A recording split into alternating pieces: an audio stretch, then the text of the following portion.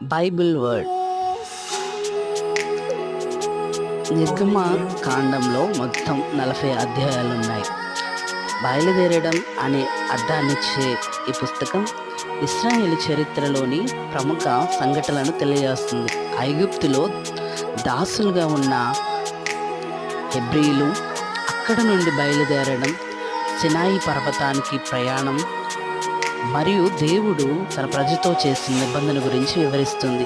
దేవుని మందసము, దాని యొక్క విశిష్టతను, మోషే యొక్క పుట్టుక, అతని యొక్క జీవిత వృత్తాంతము, మోషే జీవించిన విధానము, తన ఇశ్రాయేలును నడిపించిన క్రమమును, మోషే మరియు అహరోను ఐగుప్తు రాజు ఎదుటకు వెళ్ళటము, పస్కా గురించి, ఎర్ర సముద్రం నుండి సీనాయి పర్వతం వరకు ధర్మశాస్త్రం మరియు నిబంధన ఆరాధన నియమాలను చక్కగా